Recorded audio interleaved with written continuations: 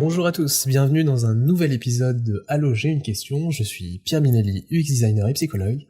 Et je suis Laetitia Grosjean, product mobile designer. Donut Panic vous présente donc ce nouvel épisode Allo, j'ai une question. Ce deuxième épisode où on va répondre aux interrogations de tout un panel d'UX designers, qu'ils soient en début de formation, tout jeune junior, ou bien travaillant depuis des années à ces postes. En deux mots, Donut Panic, c'est ce mouvement qui vous amène à réfléchir sur la conception centrée utilisateur, sur le problème qu'il ne vient pas des écrans mais de la manière dont on les conçoit. Aujourd'hui, on va essayer d'apporter un regard un peu plus fin sur des interrogations qui nous ont été remontées et dont vous pouvez bien entendu les poser aussi au sein de la communauté Discord. Alors je vous invite vraiment à nous rejoindre et on vous sollicitera pour une prochaine session. En attendant la prochaine session, commençons celle-là.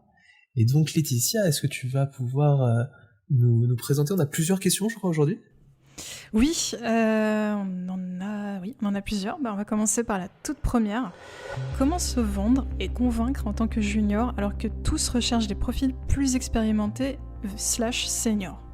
Ça, c'est extrêmement fréquent puisque en fait le monde de l'UX design, malheureusement, depuis des années, cherche que du profil senior. Et donc la force, c'est que donc cette question vient d'une personne qui vient d'être diplômée, encore une fois anonymement, hein, bien sûr. Le regard qu'il faut avoir, c'est que déjà de base dans la recherche d'emploi, toute expérience demandée, il faut au moins enlever 2-3 ans dans ce qui est demandé. Si on vous demande entre 5 et 6-7 années d'expérience, globalement, si vous arrivez avec 3-4 années d'expérience, c'est faisable. Donc n'ayez pas non plus trop peur vis-à-vis de ça. Bien entendu, quand on demande un profil expérimenté, il faut au moins avoir certaines expériences. Regardez sur votre passé. Hein. J'espère que vous avez potentiellement fait une formation en alternance, donc vous aviez déjà une expérience dans une entreprise. Sinon, tient qu'à vous d'aller chercher à faire des actions qui sont, on va dire, pro bono autour de vous. Hein. Retournez-vous, vous avez sans doute des amis qui ont toujours rêvé de créer une application. N'hésitez pas à l'effectuer.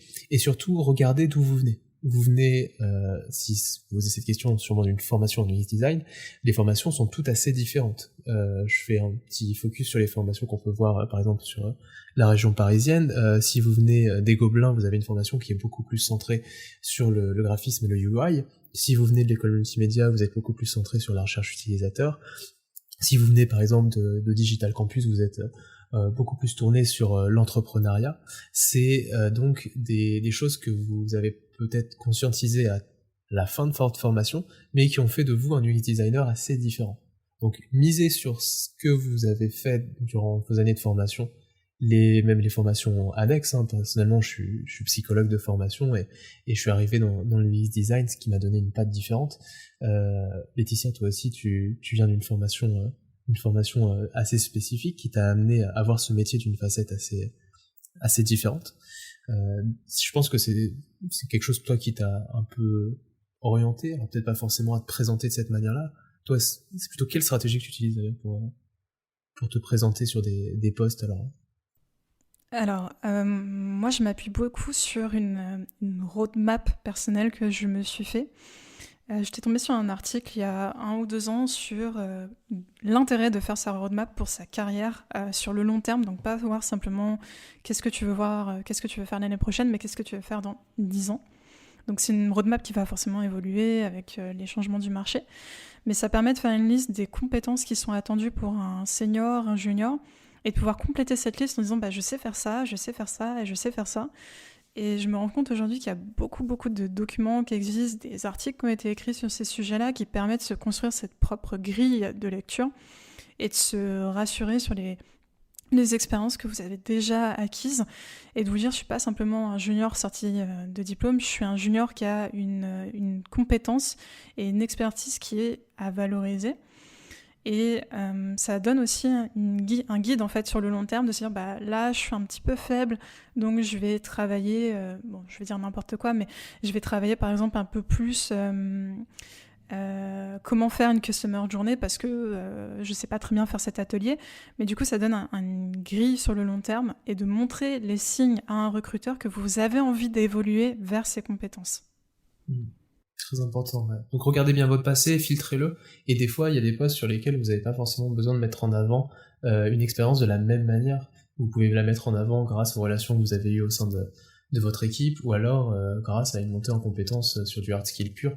Mais gardez bien en tête que ce soft skill a toujours eu un intérêt, et moi j'adore recruter des personnes qui ont fait des choses par leur passé qui auront un sens pour moi vis-à-vis de l'interaction avec le client, vis-à-vis des phases d'entretien, une légitimité, et ça peut être simplement le fait d'avoir travaillé pendant des années dans un job peut-être étudiant, parce qu'on a toujours eu besoin d'avoir de la thune et de vivre grâce à ces emplois-là. Et si ça a été orienté de cette manière-là, je sais que l'appétence à la relation humaine est beaucoup plus forte. En UX design, c'est très important. Tout à fait. Je te propose qu'on passe à la deuxième question. Peut-on travailler en agile sur 3 ou 4 projets en même temps ? Est-il mieux de travailler sur un seul projet ? Cela me semble difficile à gérer et d'avancer sur tout en même temps et de rendre des comptes tous les jours sur chaque projet. Alors si tu me permets, je vais y aller en première. En ce moment, je mène de front 4 projets différents, donc c'est tout à fait possible.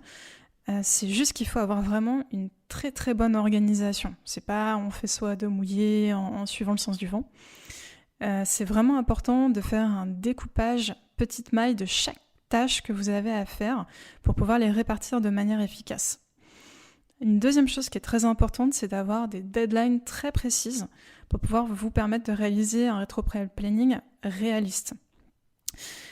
Il faut surtout ne pas faire ce rétro-planning de manière trop serrée, parce que vous avez toujours des aléas vous avez besoin de quelqu'un pour un atelier, mais cette personne tout d'un coup n'est pas disponible pour X raisons et ça vous met dans l'embarras. Ne prévoyez pas trop serré, justement prévoyez un petit peu de mou. Et si jamais vous ne pouvez pas tenir les deadlines que vous avez promis, ne le cachez pas. Dites-le tout de suite à la personne à qui vous devez rendre des comptes pour dire j'ai un souci, j'ai mal estimé, il y a un problème, est-ce qu'on peut revoir les attentes pour rééquilibrer et que ça aille mieux.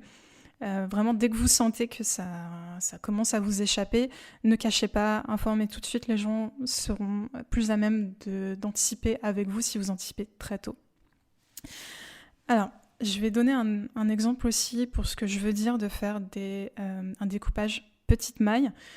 Par exemple, vous n'allez pas dire « je vais faire la tâche du benchmark » si c'est trop compliqué pour vous de vous organiser au jour le jour et que vous devez rendre des comptes tous les jours. Vous allez dire je vais faire un benchmark mais que je vais découper en 4 tâches. Donc, ma première tâche sur journée 1, c'est la grille d'analyse. Et vous allez dire, je vais passer ma journée sur la grille d'analyse, ou alors je vais passer 2 journées sur la grille d'analyse, mais comme ça, la personne avec qui vous travaillez a conscience du temps qu'il vous faut pour réaliser cette toute petite tâche à l'intérieur d'une autre tâche. Et ainsi de suite, vous allez découper donc 1 ou 2 journées pour le benchmark interne, une deuxième journée, une troisième journée pour le benchmark compétitif, et ainsi de suite jusqu'à étaler toutes les tâches sur plusieurs journées et avoir vraiment un planning qui soit très clair pour tout le monde et qu'il n'y ait pas de mésentente. Ça vous permet aussi de dire la tâche reliée avec la grille d'analyse, ça me prend 2 jours, donc je vais le faire le lundi matin, le mardi matin, le mercredi matin et ainsi de suite. Et les après-midi, je vais travailler sur le projet 2 qui demande aussi des demi-journées ou des journées entières. Mais comme ça, vous pouvez travailler sur plusieurs sujets en même temps sans qu'ils en pâtissent. Et ça vous permet de vous organiser. Donc, découper les tâches comme ça s'appelle faire un backlog. Et donc, c'est vraiment important de bien le détailler pour que toutes les personnes avec qui vous travaillez aient conscience du temps que ça vous prend. Voilà, donc je récapitule. Donc, faire un backlog bien détaillé, bien s'organiser et surtout prévoir un petit peu de mou dans votre timing au cas où il y a des coups durs, au cas où il y a des problèmes que vous n'avez pas forcément vu venir. Ouais, carrément, il y a quelque chose qui me vient en tête. Alors, je pense que on va pas trop parler là-dessus, mais le fait de déléguer, c'est quelque chose d'assez important au moins pour te répartir. Et moi, ce que je voulais savoir, c'est est-ce que tu as une organisation pour te déconnecter un petit peu, parce que malheureusement, quand tu es sur 3-4 projets en même temps, il y a des tonnes de personnes qui peuvent t'envoyer des mails, te solliciter. Comment toi tu fais pour te déconnecter? Alors soit le soir, le week-end, ou carrément anticiper le fait de partir pendant une semaine en vacances? Pour les semaines de vacances, j'essaie de terminer tout ce que j'ai à faire et d'être très explicite vraiment en amont. C'est pas le vendredi, je dis à mon équipe, oh bah au fait, lundi, je suis en vacances pendant 3 semaines. Ça fonctionne pas comme ça. C'est un mois avant, je vais dire, attention, dans un mois, je suis en vacances pendant 3 semaines, et régulièrement, je vais le dire pour dire, voilà, qu'est-ce que vous avez besoin qu'il soit fait en extrême urgence? Qu'est-ce qui peut attendre mon retour et qu'est-ce qui peut être délégué et à qui? Pour la déconnexion au cours de la semaine, je travaille avec des gens qui sont pas sur ma même time zone, donc c'est un peu compliqué de leur dire à 19h, allez, ciao, bisous, je suis plus là. Donc j'essaie d'être assez souple sur ce genre de choses pour permettre à chacun de travailler avec moi à l'horaire de son pays. J'ai juste une règle très stricte, samedi, dimanche, je ne suis pas là. Peu importe, la maison peut brûler, je ne suis pas là. Moi, je suis pas là. J'ai besoin de déconnecter à ce moment-là. Et l'essentiel de mes collègues travaillent sur une time zone qui est située pour moi l'après-midi. Donc, il y a beaucoup de tâches, par exemple, faire de la veille et tout ça. Je vais le faire plutôt le matin parce que je sais ils dorment, donc ils n'ont pas besoin de moi. Et donc, je vais tout organiser pour faire de la veille ou me former sur des sujets. Donc, plutôt entre 10h30 et 11h, 11h30. Histoire de peaufiner ce que j'ai à faire. Et il y a une autre partie aussi que je n'ai pas dit. Si vous avez à travailler sur plusieurs backlogs en même temps, il faut que chaque personne avec qui vous travaillez soit consciente que vous travaillez avec quelqu'un d'autre. Qu'il n'y ait pas ce côté de je comprends pas, qu'est-ce que il ou elle fait le jeudi après-midi ou est travailler sur mon sujet. Que cette personne puisse se dire...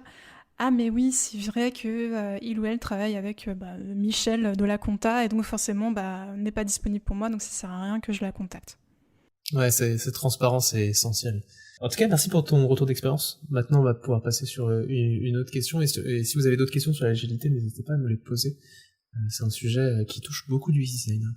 Ouais, on pourra même faire un épisode Let's Talk About agilité avec quelqu'un qui est un peu plus expert dans le domaine pour donner des billes. Ça pourrait être chouette. Ouais, carrément. Faites-nous savoir si vous avez envie d'entendre cet épisode et qu'on l'organise, ou si vous avez envie de participer à cet épisode et qu'on l'organise avec vous. Ça peut être chouette. Allez. 3e question. C'est parti. Alors, pourriez-vous expliquer en profondeur comment faire des user stories et en sortir un backlot? Alors, ce n'est pas un backlot. Les enfants, c'est un backlog. Donc, log avec un L-O-G. Donc si vous avez jamais entendu ce mot, ça s'écrit B-A-C-K et plus loin L-O-G. Et donc la question se poursuit en disant pourquoi on fait ça et quels sont les acteurs qui y participent. Alors je vais y répondre parce que ça fait écho à la question juste avant où je vous disais faites un backlog, c'est important de donner de la visibilité. Donc là on va expliquer un peu plus c'est quoi un backlog, c'est composé de quoi et comment ça marche. Donc un backlog, c'est une liste des tâches priorisées, tout simplement. C'est surtout l'outil du product owner et les acteurs qui y participent, c'est toutes les personnes qui de près ou de loin ont un contact avec le produit qui sera délivré avec ce backlog-là. Donc un backlog, c'est composé essentiellement de user stories, mais quand le backlog est vraiment gros, les user stories peuvent être inclus dans une feature qui peuvent elles-mêmes être inclus dans une epic qui compose le grand backlog. Donc ça peut être partagé entre plusieurs product owners, plusieurs product managers, donc c'est assez différent. Donc attention, un backlog, ce n'est pas un cahier des charges. Un backlog évoluera au fur et à mesure de l'avancement du projet et des priorités. Donc il a un périmètre évolutif. Et l'essentiel de la différence entre un cahier des charges et un backlog, c'est que le backlog est défini sur les ressources disponibles à un temps T. Donc mettons un exemple, vous avez un sprint de 2 semaines, où pendant ces 2 semaines, vous avez toutes vos ressources. Tout le monde est là, tout le monde peut avancer, mais la semaine d'après, c'est Noël et la moitié de l'équipe est en vacances, vous allez adapter le backlog pour pouvoir permettre aux gens qui sont encore, qui ne sont pas partis en vacances, de pouvoir délivrer ce qu'on leur demande, mais sans être complètement sous l'eau et de devoir assumer les tâches de 3 ou 4 personnes en plus de leurs propres tâches. Ce backlog, on peut l'utiliser de plein de manières différentes et c'est important, comme tu dis, qu'il y ait une personne qui soit à la charge de son évolution, puisque c'est elle qui va animer les réunions de modification au moins des états des lieux des backlogs.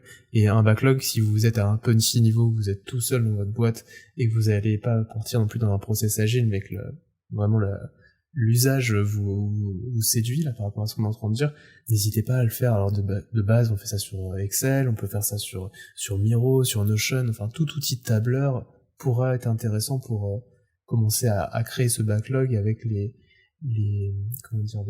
catégorisations comme tu viens de les dire, hein, avec les épiques qui sont très normées. Ça, vous allez trouver énormément de littérature là-dessus pour vous accompagner. En tout cas, n'hésitez pas à le faire avec l'outil le plus simple pour vous et le plus accessible par votre projet. Tout à fait. Pour vous donner une petite grille d'indication de comment rédiger une user story doit toujours être rédigée, enfin pas toujours, mais souvent être rédigée à peu près comme suit. C'est-à-dire en tant que une personne, un rôle qui va bénéficier du produit, je souhaite donc, une fonctionnalité type afin de le bénéfice que cette fonctionnalité apporte à la personne qui utilise le produit. Voilà, donc ça fonctionne comme ça. Cette petite phrase de « en tant que je souhaite afin de », vous la trouverez partout quand vous cherchez comment écrire une user story comme il faut. Ouais, et en tant que UX designer, on a énormément d'ateliers qui nous permettent d'avoir la chance de possiblement co-construire ces user stories, donc n'hésitez pas à le faire, et il y a pas mal d'ateliers qui sont déjà sur Miroverse, sur Bordel, qui vous facilitent la vie si vous voulez lancer vraiment ces actions. Un backlog aussi, ça vous permet de mieux gérer les risques.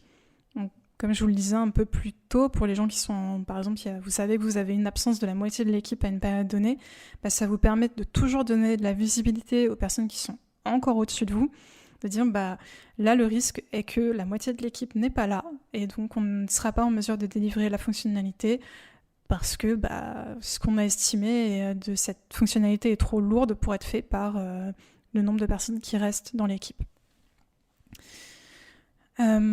Pour la question, pour prolonger un peu la question sur qui sont les acteurs qui y participent, comme on vient de le dire, ça peut être les PO, les PM, les développeurs, les designers, un peu tout le monde. Mais il y a aussi une personne qu'on oublie, c'est les utilisateurs finaux. Et je vais donner un exemple de Maze Design qui, l'année dernière, a partagé une partie de son backlog où on pouvait voter pour les fonctionnalités qu'on voulait voir absolument mettre en place. Et donc là, ça leur donne pour eux aussi la possibilité de se dire cette fonctionnalité est plus prioritaire parce qu'elle a été plus votée. Et ça vous donne une transparence avec vos utilisateurs finaux qui apporte vraiment de la valeur. Ouais, c'est une très belle idée ça.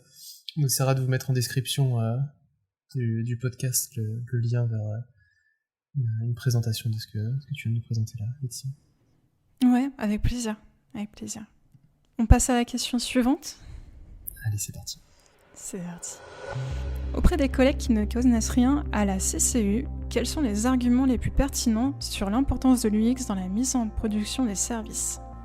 Je me permets, on parle là de conception centrée utilisateur. Juste petite parenthèse, évitez s'il vous plaît de partir dans des acronymes comme ça, parce que sinon je vais commencer à poser des questions à Laetitia et je vais lui demander au final est-ce que ton EHS se passe bien dans l'ORM ou c'est l'ORM qui se passe plutôt mieux dans l'EHF ? Ni l'un ni l'autre. Ah oui, mais du coup tu me parles de trucs comme ça, moi j'arrive pas à rassembler, c'est pas possible. Bah oui. Pour expliquer la private joke, je travaille sur des projets qui sont EHS et ORM, donc ça ne veut absolument rien dire pour vous. Mais en fait, EHS, ça veut simplement dire Environnement Health and Safety, donc tout ce qui est la construction d'environnement pour l'hygiène et la sécurité. Et l'ORM, c'est un deuxième type d'environnement, c'est l'Operational Risk Management. Donc voilà, si je vous le traduis, le management des risques. Voilà, donc c'est le type de logiciel que je conçois dans mon entreprise aujourd'hui. Donc forcément, pour tous les petits nouveaux qui arrivent dans mon entreprise et qui entendent parler partout, du coup, c'est vendu plutôt à des clients EHS, des clients ERM, c'est un peu déstabilisant. Donc voilà un petit exemple de pourquoi c'est important de mettre de pas trop utiliser d'acronymes. Ouais, prenons le temps. En plus, on parle vite en tant que français, alors essayons au maximum d'être clair et juste pour revenir dans la question de base, donc c'était savoir comment l'UX design pouvait être mis en avant. Là, le contexte était la mise en production de services. En termes d'argumentaire, il y a deux gros impacts. Un impact financier qui va faire prendre conscience que travailler sur un projet et commencer par une vision centrée utilisateur va vous permettent de faire beaucoup d'itérations, et ces nombreuses itérations sont faites sur des maquettes qui ne mettent pas en jeu un gros coût de développement. Donc l'aspect financier est surtout à ce niveau-là, c'est-à-dire qu'une fois qu'on va demander aux développeurs de développer, on aura une fiabilité dans les écrans qui ont été faits, puisque cette validation a été faite par les utilisateurs eux-mêmes, donc on va au moins gagner un peu d'argent sur les itérations qui seront faites plutôt côté développement, qui coûte beaucoup plus cher. Et la deuxième chose qui est vraiment à dire en termes de sensibilisation est tournée sur le fait que les utilisateurs sont dans la boucle. Et une vision sur un service peut souvent être une vision qui est née d'une intuition, d'un problème qui a eu lieu ou d'un vécu très spécifique. Et donc là, on a un aspect très émotionnel sur la personne qui va créer le service et au moins donner son impulsion, et elle va pouvoir contrôler malheureusement l'ensemble de sa vision, qui est encore une fois une vision très personnelle. Et l'importance de l'UX design, c'est qu'on va essayer de voir si cette vision est partagée avec le plus grand nombre, et si la solution qui est émise par la personne qui a vu ce problème est la bonne, et l'unique, et la seule à mettre en place, ce qui changera énormément la possibilité que la boîte soit viable ou non, qu'elle se plante ou non. Donc voilà, vraiment les deux enjeux, si vous voulez décrire un petit peu pourquoi on va injecter de l'UX dans une mise en conception et la production d'un service. L'aspect financier, on va gagner beaucoup d'argent vis-à-vis des itérations que nous on fera plutôt côté maquette. On va économiser surtout. Et la mise en boucle des utilisateurs très très tôt, ce qui nous assurera de la viabilité à court et moyen terme du produit. Tout à fait. J'ai rien à rajouter, tu as vraiment tout dit de l'essentiel. Top. Allez, la dernière question pour aujourd'hui, je crois. Ah non, c'est l'avant-dernière question, excusez-moi. J'aimerais réussir à faire de l'UX pour de vrai dans ma boîte. J'ai l'impression que ma pratique se limite à de la maquette ou du prototypage, et lorsque je veux aller plus loin en étant convaincue que je suis capable, je me heurte à des murs. Dans le fond, mes responsables sont d'accord avec moi, mais dans la pratique, ils ne m'accordent aucun moment. Ça me frustre énormément au point de faire de mon côté et parfois en dehors de mon temps de travail. Comment faire pour enfin faire comprendre aux gens qui nous embauchent que non, nous n'allons pas faire de la refonte de maquettes en permanence ? C'est un gros problème qui est partagé par beaucoup d'UX designers, et nous on le voit en formation, donc c'est quelque chose qu'on traite assez souvent pour qu'au moins la formation ait un impact positif sur la pratique. Le bon côté, c'est que l'UX design, donc il y a le volet, on est dans une école maternelle et on joue avec des post-it et des gommettes, il y a des gens qui nous voient comme ça, il y a des gens qui voient l'UX design de cette façon itérative, comme on a pu en parler juste avant, et il faut jouer sur ce côté-là. Il faut jouer sur le fait que on va pouvoir itérer nos conceptions, donc se donner un petit peu d'air et aller faire des tests utilisateurs. Je vous invite vraiment à lire la dernière version du Lean de Karine Lallemand et de Grenier sur les méthodes guérilla qu'on a, ce qui vous permettra d'actionner très rapidement des tests, et surtout d'inclure encore une fois l'utilisateur le plus tôt possible. Donc ça, c'est quelque chose que vous pouvez mettre en place. Il va falloir se bouger un peu, hein. Il va falloir essayer d'aller perdre potentiellement 2 heures à rencontrer des gens dans la rue, idéalement, et ces gens-là, qui sont globalement vos utilisateurs cibles, vont vous faire des retours sur vos maquettes. Ça va vous faire gagner énormément de temps, surtout que cette vision auto-centrée de la conception qui est en lien avec votre intuition est très néfaste. Sachez que vous êtes le plus gros problème de vos conceptions, et votre présence crée malheureusement des problèmes. Donc essayez au maximum d'inclure une vision d'autrui.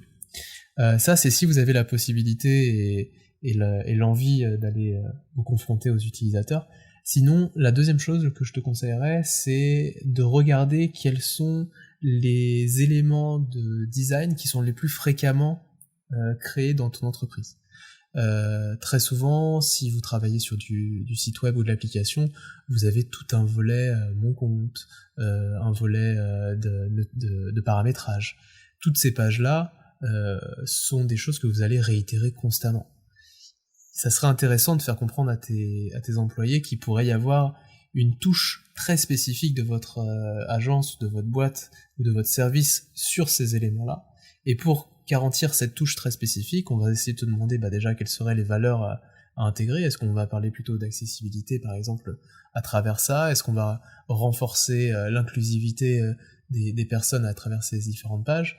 Et donc, commencer à aller recueillir, grâce à quelques entretiens et faire quelques tests, pour finaliser des maquettes qu'on utilisera en tant que template. Parce que cet usage, cette utilisation vous fera gagner déjà énormément de temps. Eux, je pense qu'ils attendent que ça. Et en plus, vous aurez une validation centrée sur vos utilisateurs, au moins centrée sur un large panel de français dans un premier temps. Et par la suite, vous pourrez affiner un petit peu ces templates.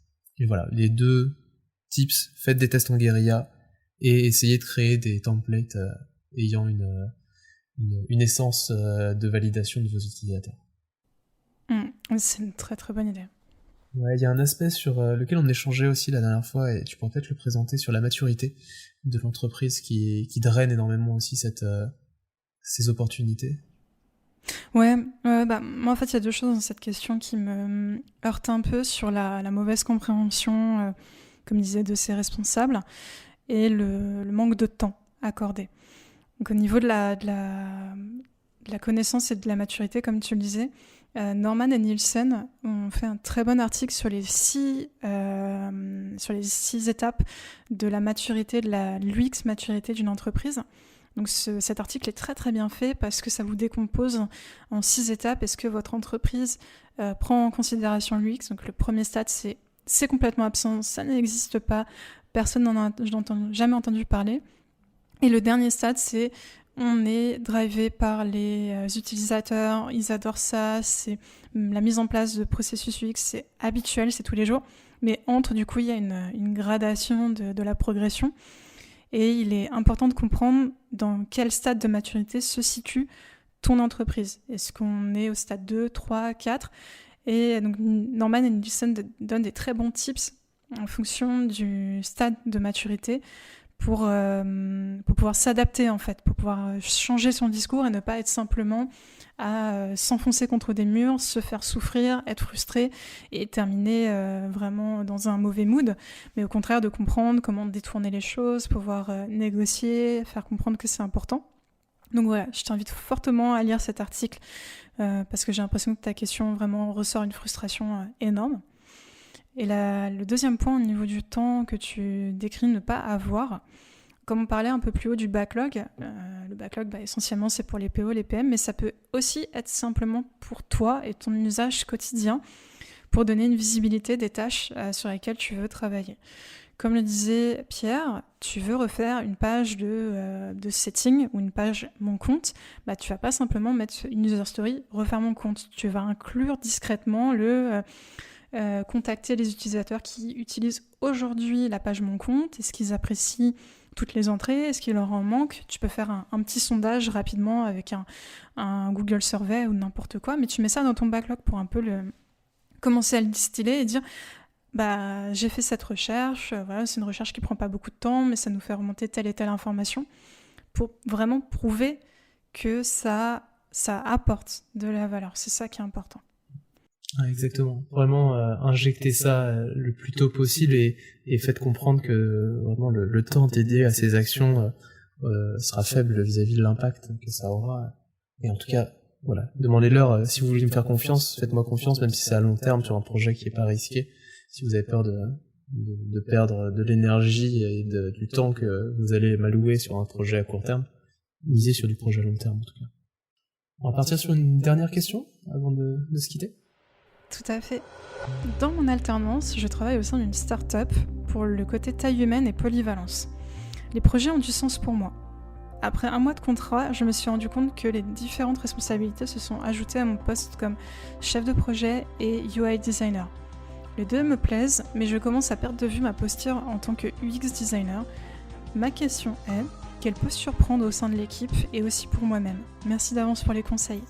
Ouais, alors c'est une réalité qui est assez particulière, le contexte de la startup. Il vous permet d'un côté de faire un peu tout ce que vous voulez, vous avez une liberté presque totale, et d'un autre, très rapidement, vous allez arriver à avoir un développement qui est digne d'une entreprise de taille moyenne et même forte des fois. Surtout qu'on va s'inspirer un peu toute de l'agilité par exemple qu'on a échangé aujourd'hui avec vous. Ce qui va vous amener très rapidement à prendre conscience que il n'y a pas de product designer, il va falloir le faire, il n'y a pas de UI, il va falloir le faire. Donc comme vous êtes en train de l'expliquer dans la question, là où il faut que vous réalisiez quelque chose, c'est que si vous êtes dans une startup, c'est que globalement, on va se demander d'ici 6 mois, 1 an ou 2 ans, est-ce que votre entreprise est viable pour poursuivre son évolution ou est-ce qu'elle doit cracher et pivoter, possiblement changer. Ce qui inclut le fait d'augmenter la volumétrie des employés. Et ça, votre boss, même si c'est pas votre dada de réfléchir à ces stratégies, votre boss, lui, il a une vision très claire. Et vous devez être au cœur de cette vision-là pour lui apporter des éléments de décision. C'est-à-dire que, globalement, vous arrivez en tant qu'UX, soyez clair que dans 6 mois, vous aurez un service qui fera tout ça. Et vous voulez vous positionner à quel endroit? Est-ce que vous voulez rester dans l'opérationnalisation, puisque vous vous sentez trop jeune pour prendre des responsabilités, et puis ça vous attirez pas le management? Donc si vous voulez rester opérationnel, ça veut dire que vous allez avoir un collègue qui va faire du UI, et vous allez avoir un N+1 qui va être un product designer, ou même possiblement un product owner. Ça, c'est une possibilité. Est-ce que vous voulez prendre du galon et avoir rapidement des responsabilités, et pour le coup quitter l'opérationnel? Donc là, vous allez prendre ce rôle de product designer ou même de lead designer et vous allez devoir recruter des UX designers ou travailler avec des freelances ou même des gens qui vont faire du UI. Donc ne restez pas cloisonné dans cette réalité puisque le but d'une startup, c'est que cette réalité ne dure pas. Et soyez bien conscient de la manière dont vous allez pouvoir donner un élément de visibilité à votre boss, à votre CIO, qui, lui, n'attend que ça, en fait. Lui, il attend de faire évoluer sa boîte en bonne conscience, et c'est pas à vous de prendre tout sur les épaules, loin de là. Surtout, c'est pas ce qui vous est clairement demandé, et encore une fois, c'est pas sain vis-à-vis de votre posture dans l'entreprise et de son développement. Je vais faire un peu écho à la toute première question. Il est vraiment important de définir pour vous-même, c'est quoi votre roadmap de carrière. Qu'est-ce que vous voulez faire sur le long terme? Qu'est-ce que vous avez envie de faire? Ne soyez pas figés. Cette roadmap évoluera en fonction des rencontres que vous allez faire, des expertises que vous allez découvrir chez vous. Mais c'est important de faire ça pour ne pas perdre de vue votre objectif à long terme. Comme le disait Pierre, à un moment T de la startup, vous allez tout faire parce que il faut quelqu'un pour avoir ce rôle de couteau suisse.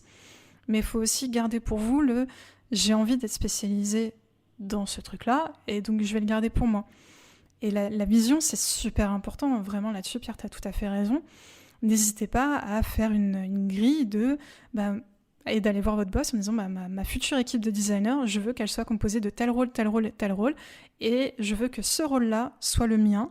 Donc pour l'instant, je vais tout faire parce que il faut qu'il n'y ait personne d'autre. Mais au fur et à mesure que les gens vont arriver, je vais me délester de cette tâche et de cette tâche parce que c'est pas ce que j'ai envie de faire pour le long terme. Il faut vraiment être très très transparent sur vos ambitions. Ça, vraiment, n'attendez pas que le temps passe. Les postes importants dont vous rêvez, si vous n'avez pas dit que vous les souhaitiez, ils ne seront pas pour vous, ils seront pour quelqu'un d'autre qui aura formalisé cette envie clairement. Et n'ayez pas peur, même si vous êtes encore en alternance ou alors en voie d'être engagé en tant que junior, vous avez peut-être autant d'expérience dans votre carrière que votre entreprise n'a de vie. Voilà, mettez-vous à cette échelle et osez. Après voilà, c'est un secteur très spécifique et si vous avez besoin de vous rassurer un petit peu plus sur votre métier, n'hésitez pas à vous faire employer dans un autre secteur et à revenir plus tard sur la start-up, parce que l'univers start-up, quand même, on plonge dans des calls, c'est un univers assez spécial, on va dire. Ouais, on pourrait même faire un épisode dédié. Carrément. Tiens, ouais, dites-nous en commentaire si vous voulez un épisode dédié pour la start-up. Merci à tous en tout cas pour les questions que vous nous avez posées. On a eu donc un épisode qui était assez centré sur ces visions d'agilité et de positionnement en tant que junior ou alors en voie de recherche d'un travail. On se retrouve très bientôt avec toi Laetitia bien entendu pour traiter d'autres questions et avancer sur ce regard que l'UX design peut vous apporter et la manière dont vous allez changer le monde. En tout cas, si vous voulez déjà changer un peu les choses, je vous invite à rejoindre le mouvement de Not Panic pour mettre un peu plus de responsabilité dans nos conceptions Et d'ici là, je te remercie fortement, Laetitia. C'était encore très plaisant d'être avec toi. Merci beaucoup, Pierre. C'est vraiment une chouette expérience. On se retrouve bientôt sur De Not Panic, le podcast, sur YouTube, sur Discord. D'ici là, profitez bien de votre journée. À très bientôt. À bientôt.